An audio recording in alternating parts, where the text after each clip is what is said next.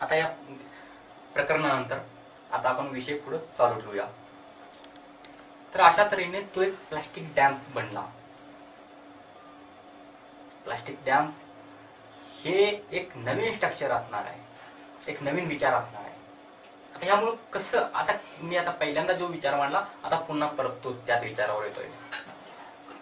पहिली गोष्ट, त्यामध्ये प्लास्टिकच्या साह्यानं आपण फायनान्शियल डिमांड दिल्यामुळं जे काही गरीब लोक आहेत किंवा जे काही बालमजूर आहेत अशा व्यक्तींसाठी एक जगण्याचं साधन बनेल, एक विचार झाला। दुसरा विचार, ज्यावेळी हे प्लास्टिक डॅम बनेल त्यामुळे जे काही पाणी थांबलं जाईल, तुम्ही स्टँडर्ड हा विचार करत असाल की फक्त एक नदीवर पाणी थांबलं जाईल, चुकीचं आहे। आज एखाद्या ओढा असेल किंवा एखाद्या गावाच्या नदीतून एखादा नाला जात असेल तर तिथले शेतकरी किंवा तिथले विचारवंत मिळून गावातल्या ग्रामपंचायत मधून सेन्शन करून तिथेही ते बनवू शकतात। आणि जरूर नाही की अशाच पद्धती स्ट्रक्चर ते वेगवेगळ्या आपण या ठिकाणी कॉलमचा सहारा देतो, तिथे ते तिथल्या रिक्वायरमेंटनुसार तिथे ते यूज करू शकतात, जशा पद्धतीने जे ते करतील तशा पद्धतीनं। त्यामुळे काय होईल की जे काही 60% जे काही शेतकरी आहेत त्यांचा पाण्याचा प्रॉब्लेम काही कितीतरी मोठ्या प्रमाणात, मी म्हणतो की ह्यामुळे नदीतलं एक थेंब सुद्धा पाणी समुद्रापर्यंत जाणार नाही। कारण प्लास्टिकची आजची रिक्वायरमेंट आहे आणि प्लास्टिकच्या साह्याने आपण जर बनवत होतो तर इकडं जे काही हे प्लास्टिक वेस्ट म्हणून आपण जे काही दुखी होतो ते प्लास्टिक जर इकडे यूज केलं तर एक तर डॅम तर बनेल, दुसरी गोष्ट जे काही 60% शेतकरी आहेत त्या शेतकऱ्यांचा प्रॉब्लेम सॉल्व्ह होऊन जाईल। आणि तिसरी सर्वात महत्वाची गोष्ट म्हणजे एक लोकांचा पैशाचा प्रॉब्लेम सॉल्व्ह झाला, शेतकऱ्यांचा प्रॉब्लेम सॉल्व्ह होईल आणि मेन म्हणजे प्लास्टिकचा प्रॉब्लेम सॉल्व्ह होईल। आज तुम्ही काय बघता, प्रत्येक एखाद्या मॉलमध्ये जावा किंवा एखाद्या दुकानामध्ये जावा किंवा एखाद्या कुठेही जावा, प्रत्येक गोष्टी ही प्लास्टिकने झाकलेली आहे। आज तुम्ही प्लास्टिकवर बॅन लावायचा प्रयत्न करत असाल तर होऊ शकत नाही। आज प्लास्टिक रिक्वायरमेंट आहे, तुम्ही प्लास्टिक बंद करायचं म्हणला, रिक्वायरमेंट आहे। अनेक वेगवेगळे कार्यक्रम तुमच्या लोकांच्या समोर आणायचे म्हणले तर कोणाच्या लोकांच्या मनावर नाही परिणाम होत। काय मग पुढे काय होणार आहे? प्लास्टिक एक दिवस ना आपण प्रत्येक गोष्ट ही प्लास्टिक ही रिक्वायरमेंट वाढत जाऊन आपण तीच एक फार मोठा एक इश्यू बनवून जाईल। आज ज्यावेळी एखादा उंदीर असतो तो आपण कहाणी ऐकलेली आहे की एखादा उंदीर असतो तो एका डेऱ्यामध्ये जातो लहानशा पोलातून, परंतु ज्यावेळी तो मोठा होतो त्यावेळी त्याला बाहेर येता येत नाही आणि शेवटी तो मालक आल्यानंतर काही दिवसांतर तो तिथं मारला जातो। एक दिवस हा जे हेच प्लास्टिक कितीतरी मोठ्या प्रमाणात प्रॉब्लेम आपल्या समोर क्रिएट करेल।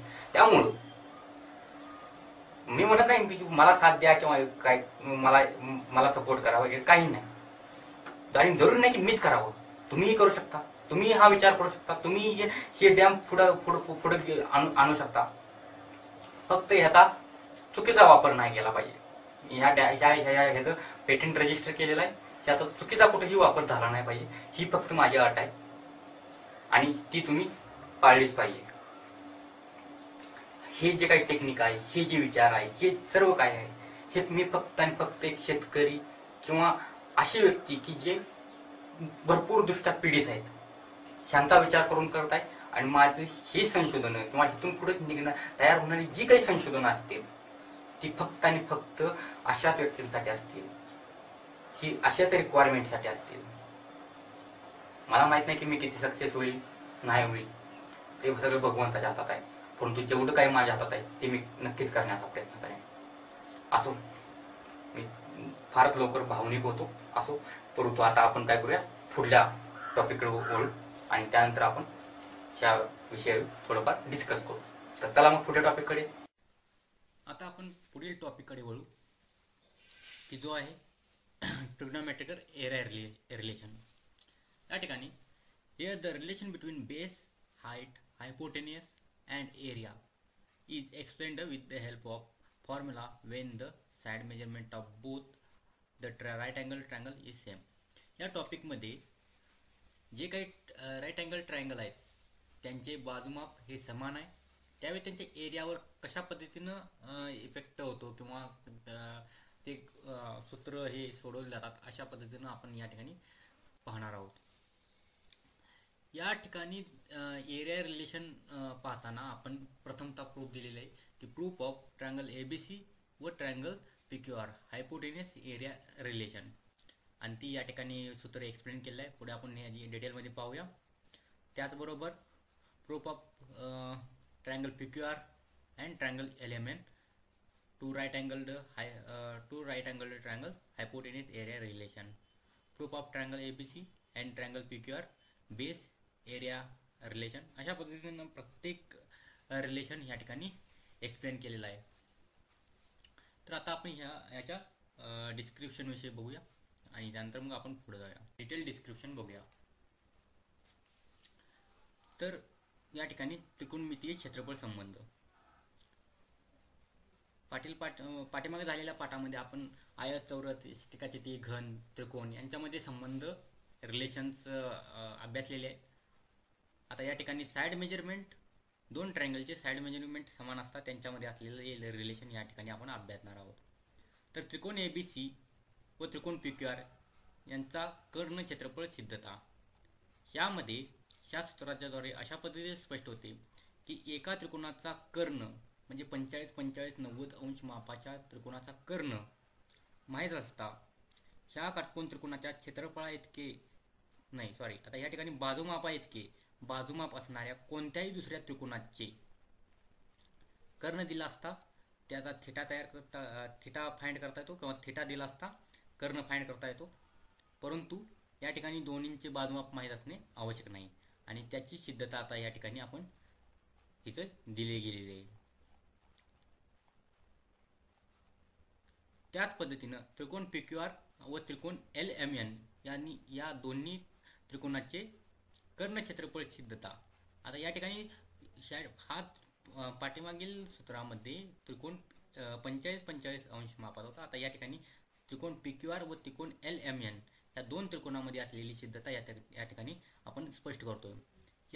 यामध्ये आपण एका काटकोन त्रिकोणाचा कर्ण व थिटा माहीत असता त्याच्या साइड मेजरमेंट इतकं साइड मेजरमेंट असलेल्या दुसऱ्या कोणत्याही काटकोन त्रिकोणाचा कर्ण माहीत असता त्याचे थिटा किंवा थिटा माहीत असता त्याचा कर्ण फाइंड करता येतो ह्या सूत्राद्वारे.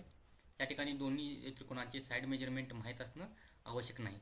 अशा पद्धतीने हे सूत्र लिहिले गेलेले आहेत.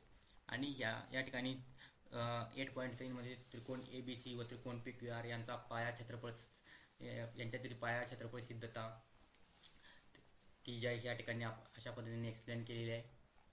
त्याचबरोबर त्रिकोण PQR व त्रिकोण LMN दोन्ही त्रिकोणाचे पाया क्षेत्रफळ सिद्धता, म्हणजे अशा पद्धतीने या ठिकाणी सर्व काही उंचीमध्ये असलेली सिद्धता, त्याचबरोबर दोन काटकोन त्रिकोणाच्या त्रिकोणाची उंची क्षेत्रफळ सिद्धता, अशाच पद्धतीने या ठिकाणी क्षेत्रफळांची सिद्धता स्पष्ट केलेली आहे.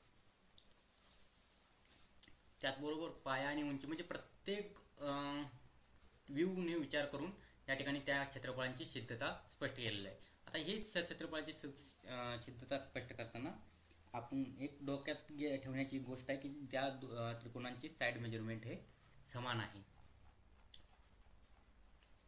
या ठिकाणी त्रिकोण ABC व PQR या ठिकाणी ना उंची आहे, ना बाजू आहे, ना थिटा, यांच्या क्षेत्रफळामध्ये असलेली सिद्धता म्हणजे ह्या त्रिकोणाचे क्षेत्रफळ व थिटा माहीत असता त्याच्या साइड मेजरमेंट साइड मेजरमेंट असलेल्या दुसऱ्या कोणत्याही त्रिकोणाचे थिटा माहीत असता त्याचा क्षेत्रफळ माहीत करता येतं किंवा क्षेत्रफळ माहीत असता त्याचा थिटा माहीत करता येतो.